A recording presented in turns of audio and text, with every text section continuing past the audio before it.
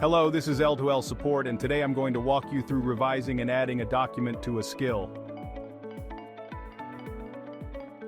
When logged into L2L, please ensure that you have skills enabled under the Other Module settings within your site properties in order to view the skills module. Once a new skill is added, you can attach the associated document with that skill.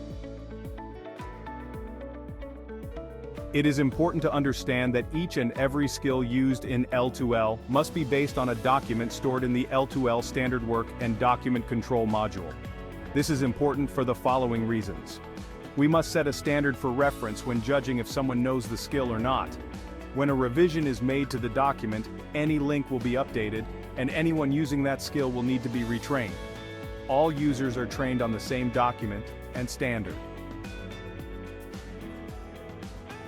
Your first step is to create the document in the L2L Standard Work and Document Control module that you will use to train the user on the skill being created.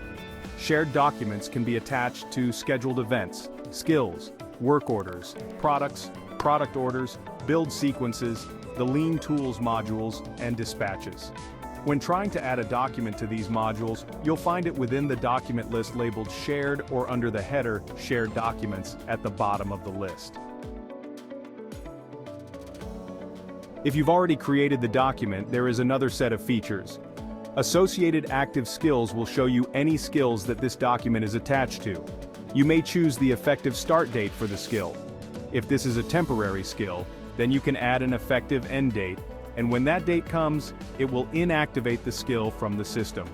If you need the skill to be retrained every X number of days, then you can set that date as well in the User Retrain Period box so that all users with this skill will have to be retrained again at that time.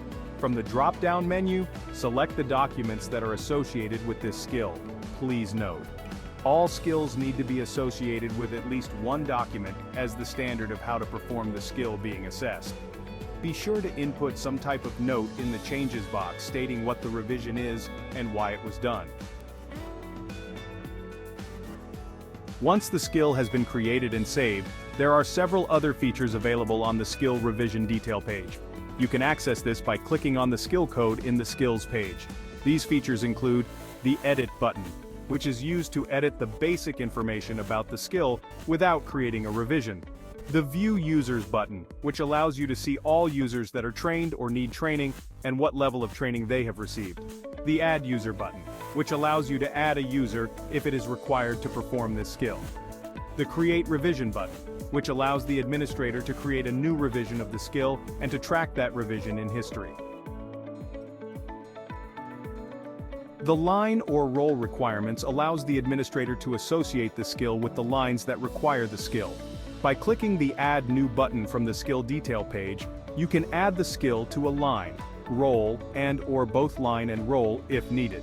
If the skill is tied to a role only, then those who are associated with the role of that skill will be notified on their L2L home screen. If the skill is tied to a line, then those who are associated with that line will be notified on the operator portal.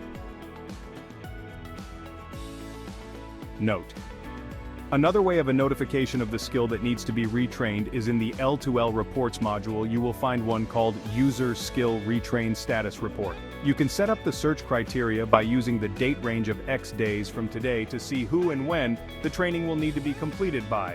This report also has the feature to schedule and be sent to your email so you can see when the training is due and get the teams retrained before they go past due.